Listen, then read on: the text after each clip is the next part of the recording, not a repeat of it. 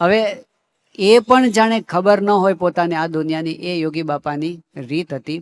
સત્પુરુષ, ભગવાન અને સંત એટલા બધા આપણી સાથે આપણા જેવા ઓતપ્રોત થઈ જાય ને, ઘણી વખત બધું સાચું જ લાગવા મળે, ખરેખર એમને ખબર નથી પડતી, એવું જ લાગે.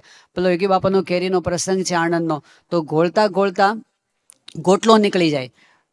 મોટા સ્વામી શીખવાડ્યું ઉપર અંગૂઠો મારો, તો ગોટલો પાછળથી કાઢ્યો બહાર.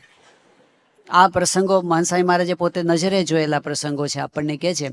પણ એ યોગી બાપા જ્યારે આફ્રિકા ગયા હતા, અને તે વખતે આફ્રિકાની અંદર હરિભક્તો લંડનના 70ની સાલમાં કીધું કે બાપા લંડન પધારો. યોગી બાપા કે મંદિર કરો તો આવીએ.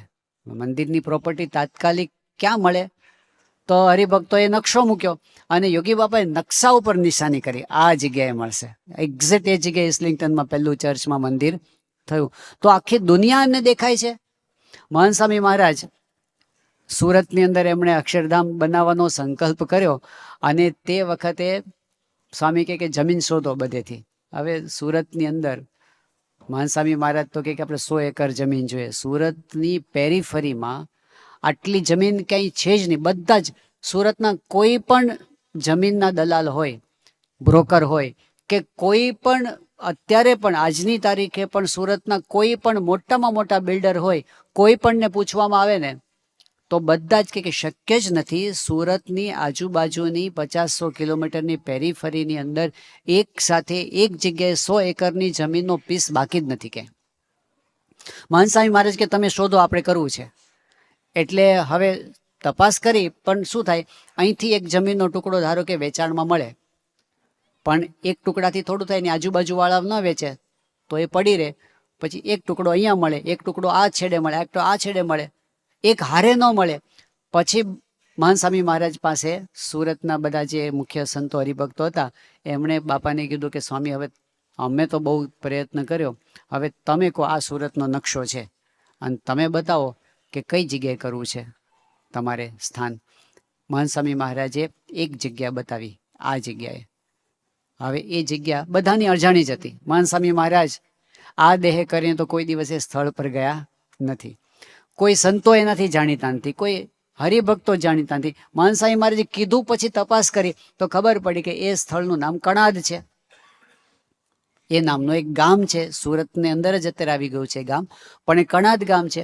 હવે ત્યાંના લોકો કેવા છે? સુખી સંપન્ન છે.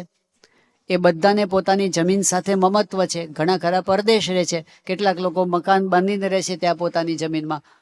અને જ્યારે જમીન લેવા માટેની વાત આવી તો એ લોકો કહે છે કે અમારે જમીન વેચવી જ નથી, તમે ગમે તેટલા પૈસા આપો, અમારે પૈસાની જરૂર નથી ને અમારે જમીન વેચવી જ નથી. પછી શું વાત છે? હવે આવી વાત થઈ ત્યારે ફરી વખત મહાન સ્વામી મહારાજ પાસે ગયા અને સ્વામીને કીધું કે સ્વામી, આ લોકો ના પાડે છે અને વેચવાની જ ના પાડે છે ત્યાંના લોકો, હવે તો આ જમીન નહીં મળે આપણને. મહાન સ્વામી મહારાજ કે મળશે. અને પછી સ્વામી એક વાત કરી. સ્વામી કે જ્યારથી આ પૃથ્વી બની ત્યારથી આ ભૂમિ પોતે તપ કરે છે, અક્ષરધામ માટે જ રિઝર્વ થયેલી છે અને અક્ષરધામ અહીંયા જ બનશે. બધા ના પડે. હા, સંતો કે આ ન મળે, બ્રોકરો કે આ ન મળે, બિલ્ડરો કે ના મળે, જેની જમીન છે એ કે આ ન મળે. એક જ જણ કે મળશે. અને બહુ જૂનો ઇતિહાસ નથી, આ છેલ્લા 5 વર્ષની જ વાત છે. 5 વર્ષની વાત છે. અત્યારે તો અક્ષરધામનું કામ ધમ ધોકાર ચાલે છે. આજે 135 એકરની જમીન એક સાથે ત્યાં દર્શન આપે છે. શું નથી જાણતા એકો? શું નથી કરી શકતા એકો? પણ એ કાંઈ નહીં કરે.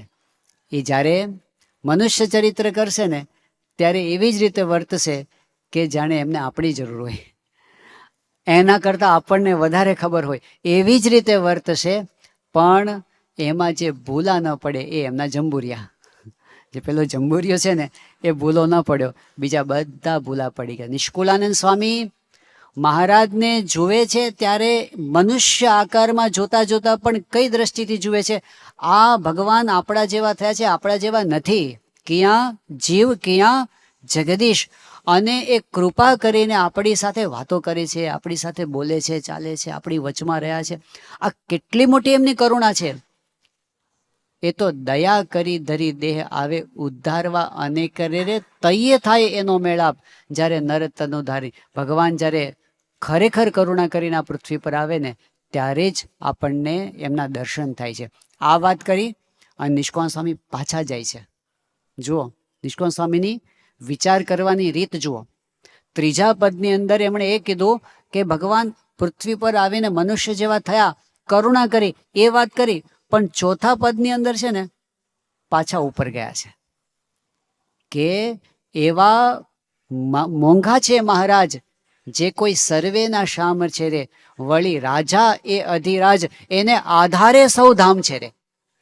આ ભગવાન મનુષ્ય જેવા દેખાય છે પણ હકીકતમાં કોણ છે એનો પાછો વિચાર કરે છે કે જે બધા જ ધામ એ એમના આધારે રહ્યા છે. જે મહારાજે પોતે પોતાના સ્વરૂપની વાત અમદાવાદના 7મા વચનામૃતમાં કરી છે કે અનંત કોટી બ્રહ્માંડો છે, એની અસંખ્ય પૃથ્વીઓ છે અને અસંખ્ય બીજા લોક છે, એ બધા મારા તેજથી તેજાયમાન છે. મહારાજ કહે છે એ મારા આધારે રહ્યા છે, એ બધા જ ધામના ધામી છે, રાજાધિરાજ છે. એવી રીતે નિષ્કાળ સ્વામી મનુષ્ય રૂપે નથી જોતા એમને, એના અનંત તેજથી યુક્ત દેખે છે.